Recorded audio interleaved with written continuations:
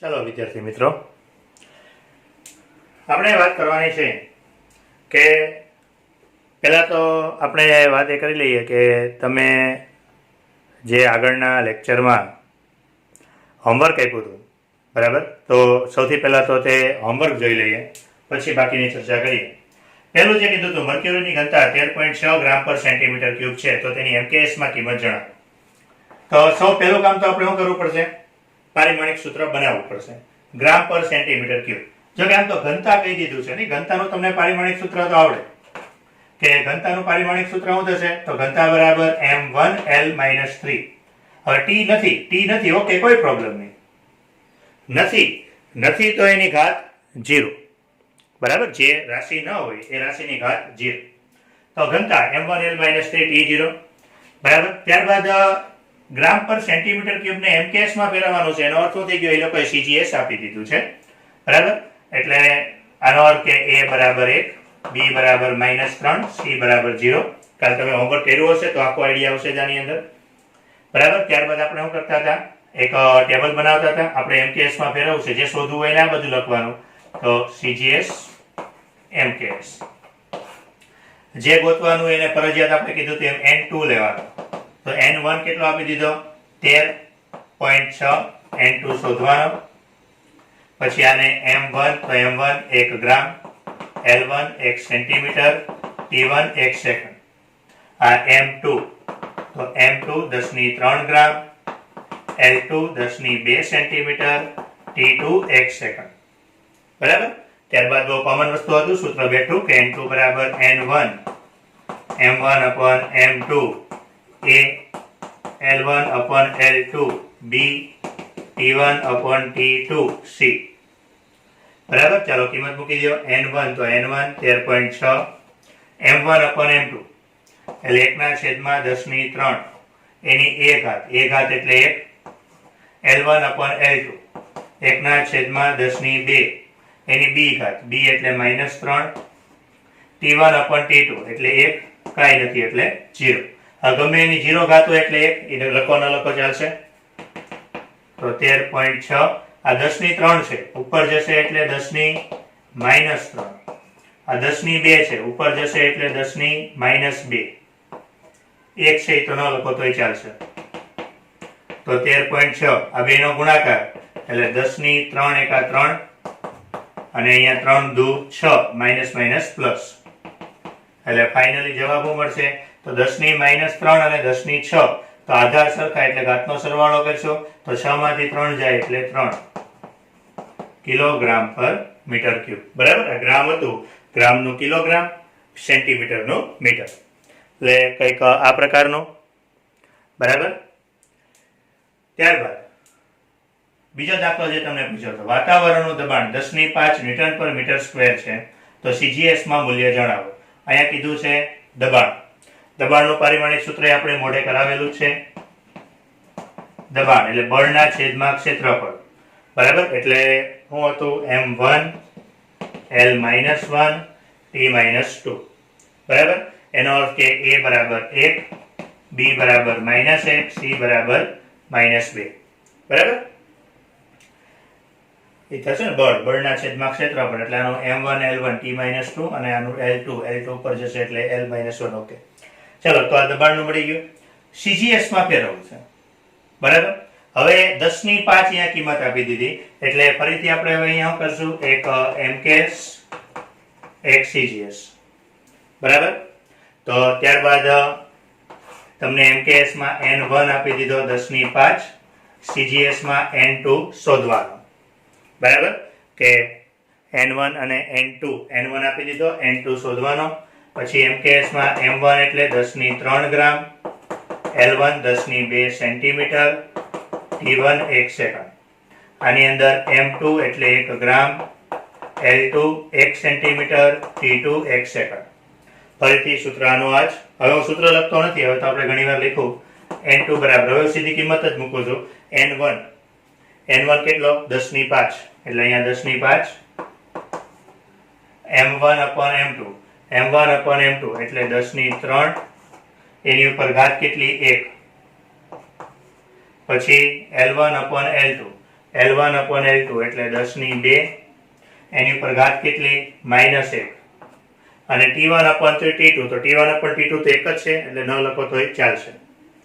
એટલે ફાઇનલી 10^5, ઘાતનો ઘાત એટલે ગુણાકાર, 3 × 3, અને પાછું 2 - 1 છે એટલે 2 × 2 પણ માઇનસ, એટલે અહીંયા કેટલું થઈ ગયું? 5 ને 3 8, 8 માંથી 2 જાય એટલે 6.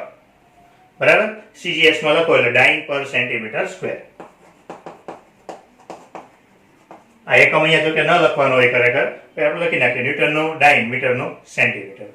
બરાબર. તો કંઈક આ પ્રકારનું. ત્રીજો દાખલો,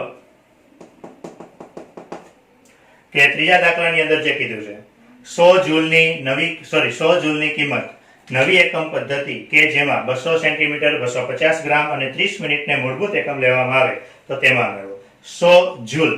તમને એક શબ્દ આપ્યો છે, એકમ આપ્યો છે જૂલ. જૂલ એટલે શું હોય છે? ઉર્જા હશે. તો ઉર્જા હોય એટલે ઉર્જાનું પારિમાણિક સૂત્ર શું? તો ઉર્જાનું M1L2T-2. બરાબર. એક જૂલ છે એનો અર્થ શું થઈ ગયો? MKS છે. કાલે આપણે વાત કરી હતી, જૂલ એટલે MKS, અર્ગ એટલે CGS. તો જૂલ છે એટલે MKS છે. પછી ફરીથી બાકીનું કામ તો કોમન, એનો અર્થ કે A = 1, B = 2, C = -2. ત્યારબાદ એક બાજુ MKS લખશું, એક બાજુ નવી એકમ પદ્ધતિ. બરાબર. N1, ચાલો N1 કેટલો આપી દીધો? 100. 100 એટલે 10^2. N2 શોધવાનું. અહીંયા તો જે લખતા હતા એ જ. M1 = 10^3 ગ્રામ, L1 = 10^2 સેન્ટીમીટર, T1 = 1 સેકન્ડ. અહીંયા M2, તો જો એ લોકોએ દળ કેટલું લેવાનું કીધું? તો કે દળ લેવાનું કીધું 250 ગ્રામ. L2 લંબાઈ કેટલી લેવાની કીધી? 20 સેન્ટીમીટર. T2 સમય કેટલો લેવાનો કીધો? 30 મિનિટ. હવે 30 મિનિટ, બરાબર, સમય લેવાનો કીધો 30 મિનિટ. જ્યારે અહીંયા તો શું છે? સેકન્ડ છે, તો એને મારે સેકન્ડમાં ફેરવવું પડશે. એટલે 30 × 60 એટલે 6 તેરીને 1800 સેકન્ડ. પછી જ્યાં કીધું એમ કે બાકી તો જે આપણે કામ કરતા એનું એ બેઠું. N2, તો N2 બરાબર, તો N2 = N1. હવે સૂત્ર તો ડાયરેક્ટ લખો કે N1 બરાબર એટલે 10^2. પછી હું M1/M2, તો 10^3 છેદમાં 250.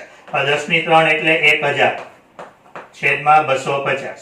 બરાબર. એ જેવી ગણતરી હોય એ પ્રમાણે M1/M2 ઉપર A એટલે કેટલો? 1. પછી L1/L2 10^2. 10^2 એટલે 100. L2 20 ઉપર ઘાત કેટલી? 2. પછી T1/T2, T1 1 છેદમાં T2 1800, અને એની ઉપર ઘાત કેટલી? -2. બરાબર. ચાલો તો આ 0 0 કટ. 25 ચોક 100. બરાબર. અહીંયા કેટલા થઈ જાય? 4 થઈ જશે ને, અને કટ કરશું એટલે કે 25 ચોક 100. 4 ની 1 ઘાત એટલે 4 જ વધશે. 2 × 5 = 10, 5 નો વર્ગ એટલે 25.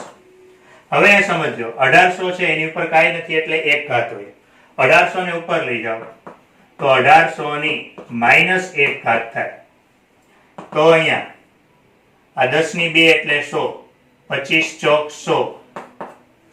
1800 તો -1 ઘાત છે, ઉપર -2 ઘાત છે. 2 ઘાતનો ગુણાકાર કરશું તો 1800 ની કેટલી? 2 × 2 એટલે 1800 ની 2 ઘાત થઈ જશે. એટલે ફાઇનલી શું થયું? 100 × 100 × 1800. જો મીંડા કેટલા થયા ટોટલ? 1 2 3 4 5 6 7 8. એટલે હું આવું લખી શકું 10^8. બરાબર. અને પછી 18 × 18 કરી નાખો. બરાબર. એટલે એ પછી જે થતું હોય તે 18 × 18 એટલે 18 નો વર્ગ.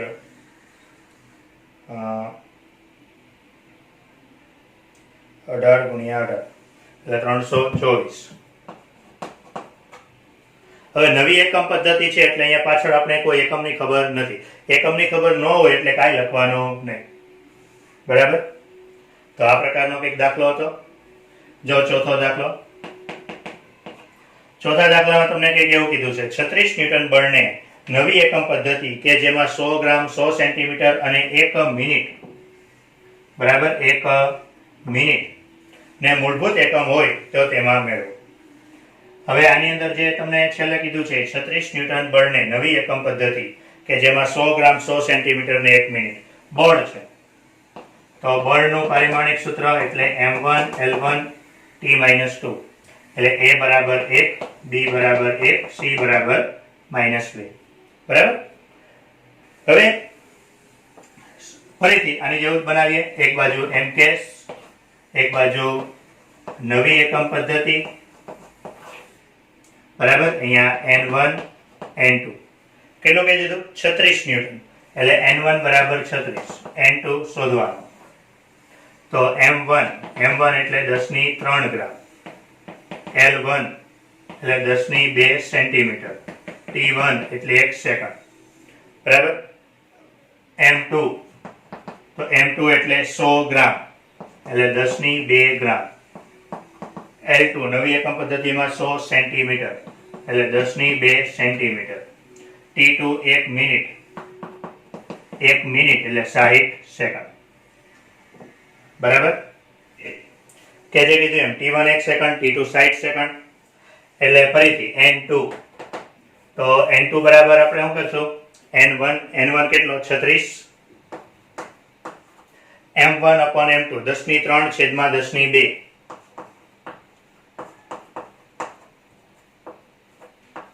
અને એની ઉપર a ઘાત, તો a એટલે કેટલો? 1. પછી L1 upon L2 10² છેદમાં 10².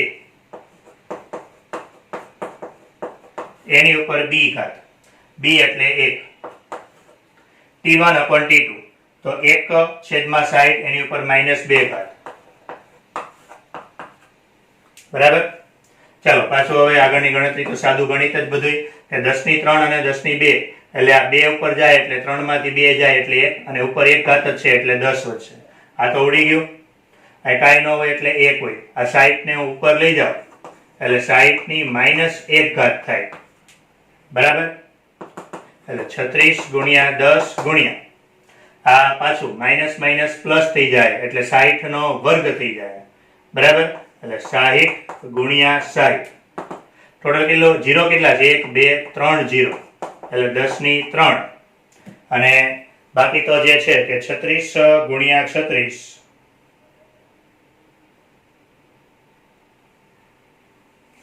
એટલે 1296, એટલે જવાબ મળશે તમને 1296. અને સાયન્ટિફિક મેથડમાં લખવું હોય તો ક્યાંય ન હોય એટલે પોઈન્ટ અહીંયા હોય, 3 પોઈન્ટ હું આગળ લઉં એટલે 10³ છે ને બીજા 3 ઉમેરાશે એટલે 1.296 ગુણ્યા 10⁶, બરાબર. ત્યારબાદ છેલ્લો દાખલો જે કીધો તો એ કે વેગ માટે 1 mks બરાબર કેટલા cgs? વેગ, તો વેગ માટે શું હતું? L1 T-1, બરાબર. એટલે હવે જો m નથી તો 0 એટલે a બરાબર 0, b બરાબર 1, c બરાબર -1, બાકીનું બધું કોમન. અને એક જ કીધું છે. હવે એ બહુ જગ્યાથી આવું નથી લખતો, આ તો બેઠું કયું આવશે? mks અને cgs નું જ આવશે. એટલે n2, તો n2 બરાબર n1, n1 કેટલો છે? 1. પછી m1 એટલે 10³ m2 એટલે 1 એની ઉપર 0 ઘાત, L1 10², L2 એટલે 1 એની ઉપર 1 ઘાત, T1 upon T2 એટલે 1 -1. તો જો આની 0 ઘાત છે તો ગમે એની 0 ઘાત એટલે આખી કિંમત 1 થઈ જાય એટલે આખી આ કિંમત જ નીકળી જશે. તો આ 2 એકા 2 એટલે 10² જ ખાલી વધશે એટલે n2 બરાબર 10². એટલે 1 મીટર પર સેકન્ડ બરાબર 100 સેન્ટીમીટર પર સેકન્ડ, બરાબર. તો આ ગઈકાલનું હોમવર્ક આપણું કમ્પ્લીટ. હવે આપણે આગળ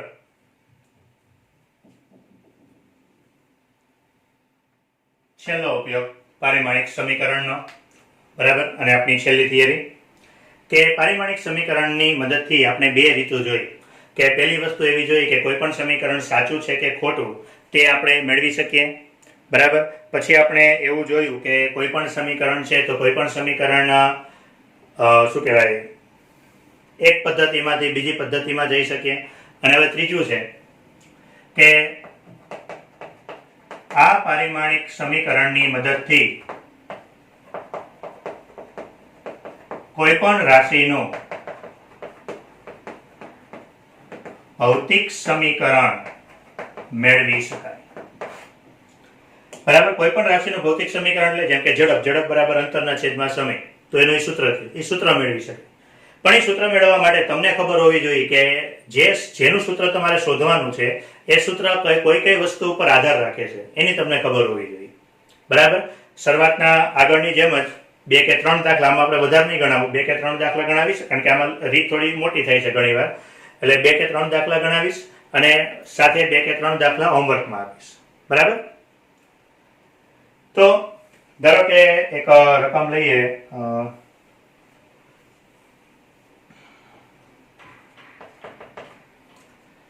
શું લેશો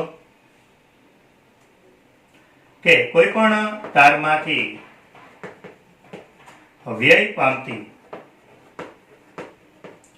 ઉષ્મા ઉર્જા, એને H લઈ લઈએ, તે તારનો વિદ્યુત પ્રવાહ I,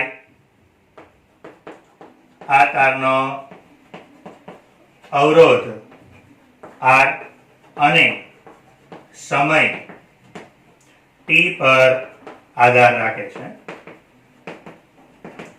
તો આ ઉષ્મા ઉર્જાનું સમીકરણ મેળવો. હવે આવા સવાલ આવશે કે કોઈ પણ એક રાશિ છે, જેમ કે ઉષ્મા ઉર્જા તમને કીધું, તો તમને એવું કીધું ઉષ્મા ઉર્જા કોના પર આધાર રાખે છે? વિદ્યુત પ્રવાહ I, અવરોધ R અને સમય T પર આધાર રાખે છે. તો આનું પારિમાણિક સૂત્ર મેળવો. સૌ પ્રથમ તો તમારે ધ્યાન એ રાખવાનું કે જેટલી વસ્તુ અંદર આપી હોય બધાના પારિમાણિક સૂત્ર તમને આવડતા હોવા જોઈએ. હા, જેના 10 સૂત્ર છે એ 10 સૂત્રમાંથી હશે એ તો બધા હશે, બાકીનામાં તમને સૂત્ર આપી દેવામાં આવશે. તો પહેલું છે H. H એટલે શું છે? તો કે ઉષ્મા ઉર્જા H છે. એટલે H નું શું? તો કે M1L2T-2. આગળ આપણે વાત કરી તેમ ઉર્જા કોઈ પણ પ્રકારની હોય. બીજું છે I. I એટલે શું છે? તો કે વિદ્યુત પ્રવાહ છે. વિદ્યુત પ્રવાહનું A1. પછી છે અવરોધ R. બરાબર. R નું તો તમને ન ખબર હોય એટલે હું તમને આ સૂત્ર લખી દઉં છું કે ઉર્જાના છેદમાં જૂલ પર કુલમ. તો ઉર્જાના છેદમાં વિદ્યુત પ્રવાહનો વર્ગ ગુણ્યા સમય, એનું આવું બને. બરાબર. કે R એટલે એનું આવું બને કે V/I આવું આવે. જો કે આ 12મા ધોરણનું છે. બરાબર. એટલે જૂલ પર કુલમ અને Q બરાબર AT એટલે I²T. બરાબર. તો આવું છે. એટલે આવું તમને આપી દેવામાં આવશે. ચલો આના પરથી આપણે સૂત્ર બનાવી નાખીએ કે ઉર્જા છે એટલે ઉર્જાનું M1L2T-2.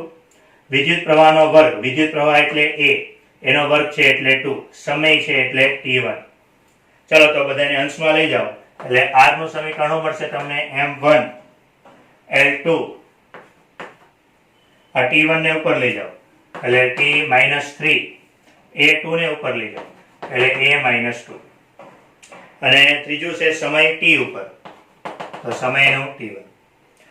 પહેલા આટલી વસ્તુ કરી નાખવાની. બરાબર. આ અહીંયા સુધીનો સવાલ છે. પછી આપણો જવાબમાં ફરજિયાત પહેલા એટલું લખી નાખવાનું. ત્યારબાદ તમારા સવાલમાં જોવાનું શું તમને કીધું છે. તો સવાલમાં કીધું છે ઉષ્મા ઉર્જા એ આ 3 વસ્તુ ઉપર આધાર રાખે છે. જો પહેલા દાખલામાં બહુ જ ધ્યાનપૂર્વક જોજો, કારણ કે પહેલા દાખલામાં ખબર પડશે ને એવું બેઠું દરેક દાખલામાં છે.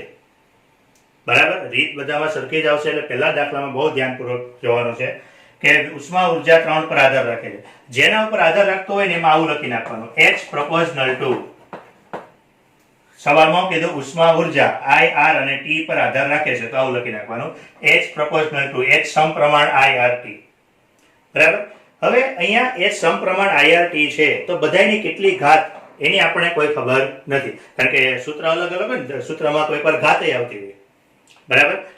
તો એ કેટલી ઘાત છે એની આપણે ખબર નથી. એટલે આપણે અહીંયા ધારી લેવાનું ABC. અહીંયા ABC ધારવું જરૂરી નથી, તમે XYZ ગમે એ ધારો, તમારી ઈચ્છા. ABC ધારી લેવાનું. ભાઈ તમને વર્ષોથી તમે ભણો છો, તમને ખબર છે કે સમપ્રમાણ દૂર કરો એટલે તમારે કોઈ એક અચળાંક લગાડવો પડે, બરાબર. આ કે એટલે શું છે? કોઈ પણ પ્રકારનો અચળાંક. હવે ખાસ ધ્યાન રાખજો, આપણા પારિમાણિક સૂત્રની એક મર્યાદા છે કે આપણા પારિમાણિક સૂત્રની મદદથી તમે ક્યારેય પણ કોઈ પણ પ્રકારનો અચળાંક હોય તો અચળાંકના સૂત્ર મળતું નથી. એટલે આને ખાલી અહીંયા લખ્યું છે, આપણે બાકી આગળ ક્યાંય લખવાની જરૂર છે નહીં. આટલું થઈ જાય ત્યારબાદ તમારે બધાના પારિમાણિક સૂત્ર મૂકી દેવાના અને પછી છેલ્લે સરખાઈ દેજો. કામ બીજું કઈ નથી કરવાનું, એ બી ને સી શોધવાનું છે. એ બી સી મળી જાય એટલે તમને સૂત્ર મળી જશે. ચલો h, તો h નું m1 l2 t - 2, k તો અચળ છે એટલે એનું કાંઈ નહીં. i નું હું? તો i નું a1, r હું? તો r નું m1 l2 t - 3 a - 2. એની કેટલી? b ઘાત કીધી. સમય t, t નું હું? t1, બરાબર. એટલું થઈ જાય પછી ડાબી બાજુ હંમેશા ટેવ રાખવાની mlt જ લખવાનું, બરાબર. એમ ન હોય તો 0 લખવાનું, બાકી mlt જ લખવાનું. ચલો હવે તમને અહીંયા આપણે અત્યાર સુધી જે કરતા હોય કે ઘાતનો ઘાત, તો ઘાતનો ઘાત એટલે ગુણાકાર થશે. તો અહીંયા જેમ આપણે અત્યાર સુધી કરતા હોય બેનો ગુણાકાર, તો a ગુણ્યા 1 એટલે a એકા, તો a એકા a, બરાબર. આવતા આવડે ને? a એકા a. પછી પાછું b એકા b, b આ b દુ આપણે કરીએ ને 2 દુ 4 3 દુ 6, તો એ રીતે b દુ તો 2b, બરાબર. b ગુણ્યા 2 એમ. b તેરી તો 3b, પાછું b દુ તો -2b, બરાબર. પછી પાછું c એકા તો c, બરાબર. તો કઈક આટલું. જો બીજું કઈ અઘરું નથી આમાં. ઘાતનો આપણે જેમ અત્યાર સુધી કરતા ને કે 3 ની 2 હોય એની ઉપર પાછી 3 ઘાત હોય તો શું થાય? 3 દુ 6 એટલે 3 ની 6 ઘાત થઈ જાય, બરાબર. ખાલી એવું જ કર્યું છે, બીજું નવું કઈ નથી કર્યું. હવે પેલા m વાળાને ગોઠવો. હાલો, m વાળો કોણ? એક જ છે, mb.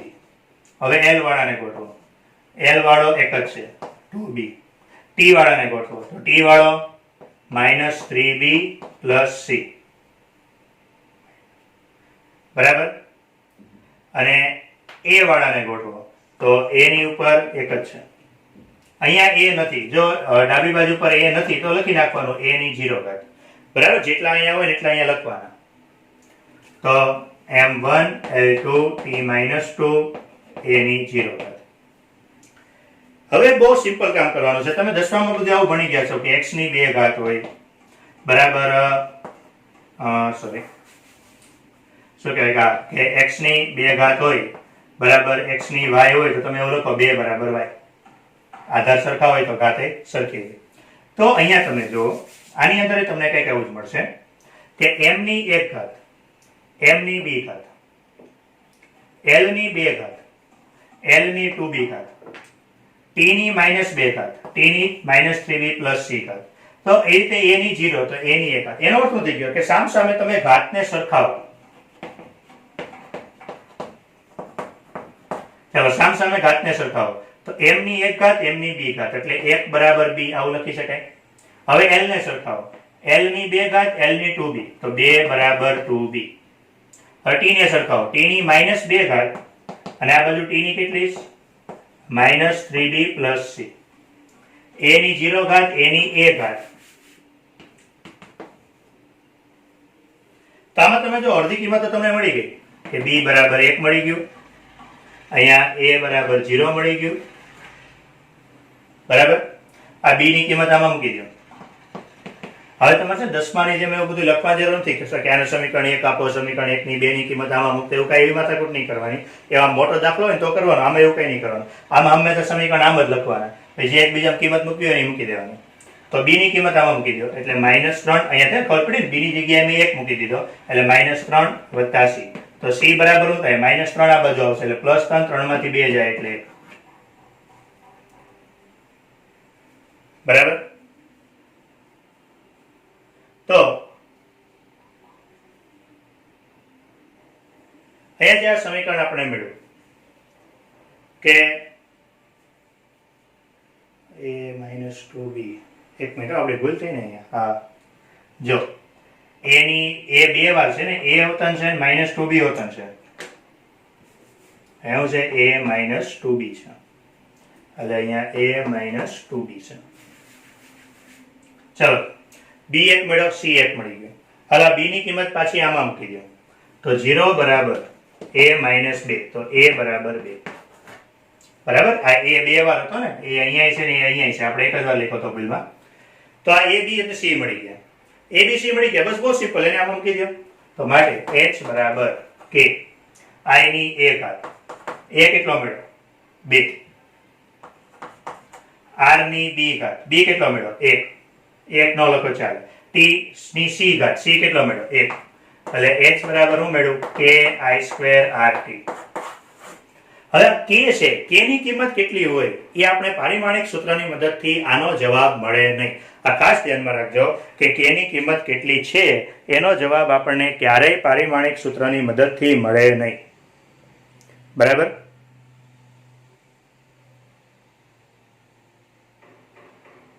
તો એ ખાસ મગજમાં રાખવાનું કે જે કીધું એમ કે એની કિંમત કેટલી છે. અચળાંક હોય ને, અચળાંક વિશે આપણને ક્યારેય કોઈ માહિતી મળતી નથી.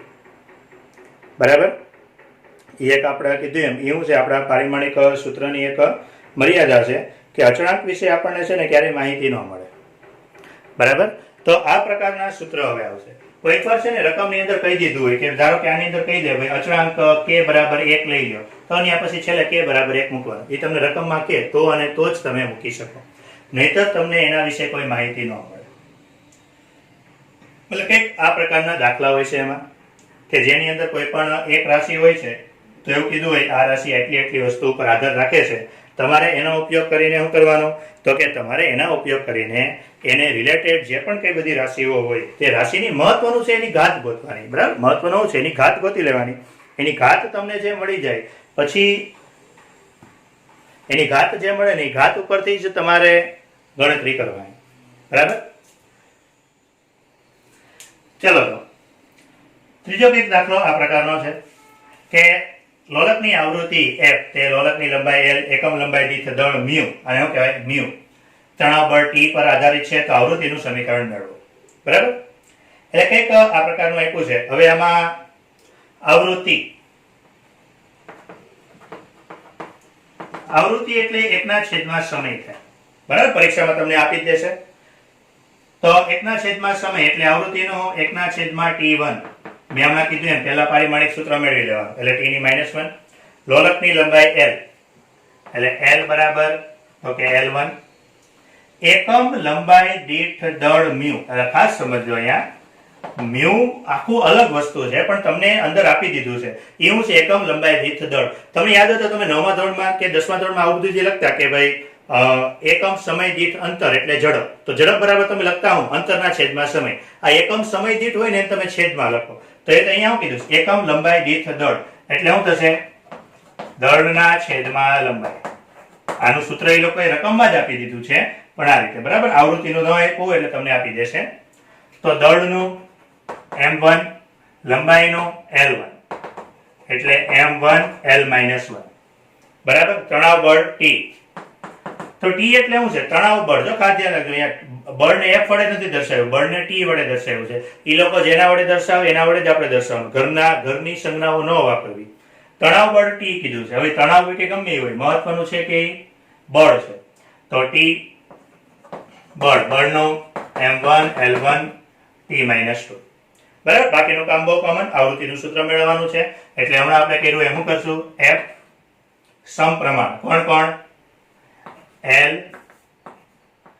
μ અને t ઉપર ઘાત આપી દો abc, સમપ્રમાણ દૂર કરો એટલે અચળાંક લગાડવાનો છે. આ લોકો અહીંયા કહી દીધું છે અચળાંક કેટલો લ્યો 1/2π, એ આપણે છેલ્લે લખી નાખશું l ની a ઘાત, μ ની b ઘાત, t ની c ઘાત.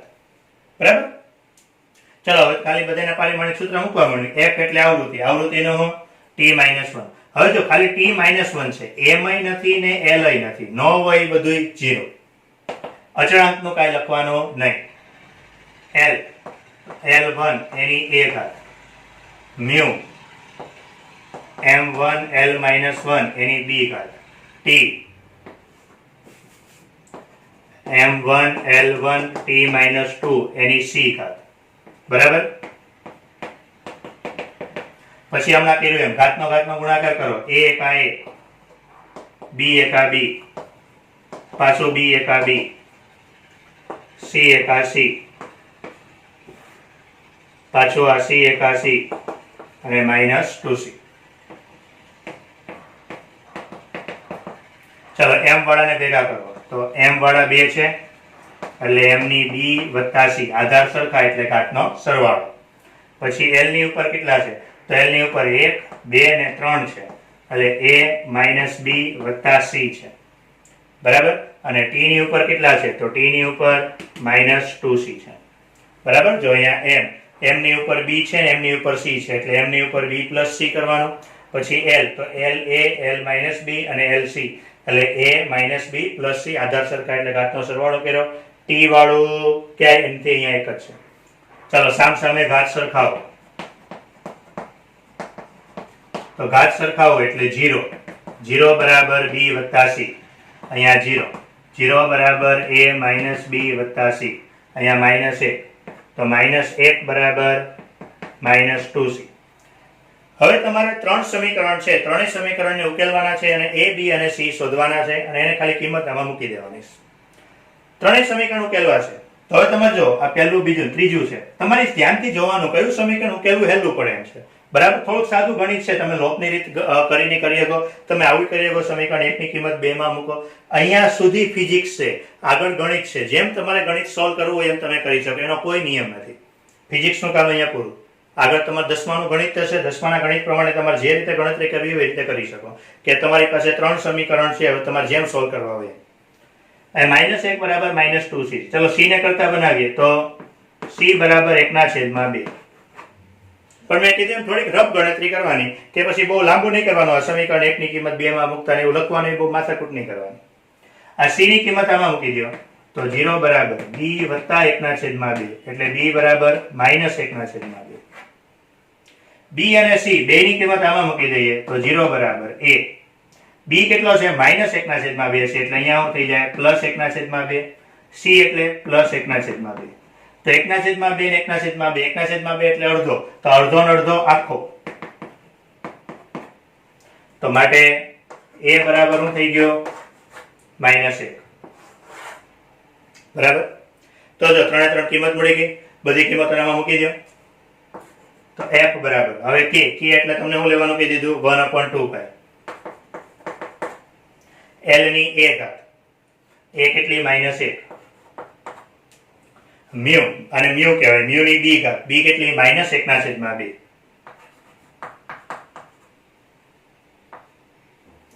t ની c ઘાત, c કેટલી +1/2. હવે 1/2 છે. જો ખાસ ધ્યાનમાં રાખજો કે ગમે એની 1/2 ઘાત હોય ને એનો અર્થ આવો થઈ જાય, વર્ગમૂળ થાય. 1/2 ઘાતનો અર્થ શું થાય? વર્ગમૂળ. 1/3 ઘાત એટલે ઘનમૂળ, 1/4 ઘાત એટલે ચતુર્થ મૂળ. f બરાબર. અને જરા સરખી રીતે ગોઠવી દો, દાખલો અહીંયા પૂરો, ખાલી સરખી રીતે ગોઠવી દઈએ થોડું. આ -1 ઘાત છે એટલે એને હું 1/માં લખી શકું, એટલે આ +1 ઘાત થઈ જાય. આ -1/2 ઘાત છે તો એને હું તમને છેદમાં લખી નાખું એટલે +1/2 ઘાત થઈ જાય. આ 2 ની ઉપર 1/2 ઘાત છે તો એને આપણે 2 ની હૈયારી લખી શકવી t/μ, 2 ની ઉપર 1/2 ઘાત. અને હમણાં મેં કીધું 1/2 ઘાત એટલે વર્ગમૂળ, એટલે અંતિમ સૂત્ર કંઈક આવું મળશે 1/2πl વર્ગમૂળમાં t/μ, બરાબર.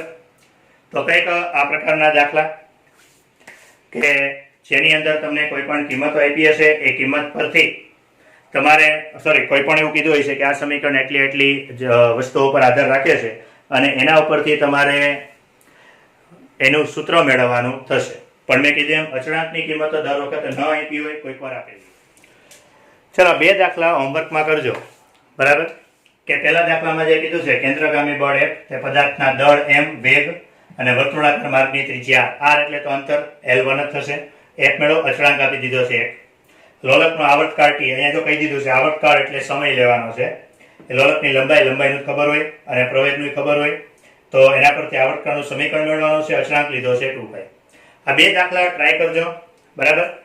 એટલે નેક્સ્ટ લેક્ચરમાં આ દાખલાનું સોલ્યુશન કરાવી દઈશ અને આપણા પારિમાણિક સૂત્રની મર્યાદા આપણા ચેપ્ટરની એક છેલ્લી થિયરી ભણવાની છે.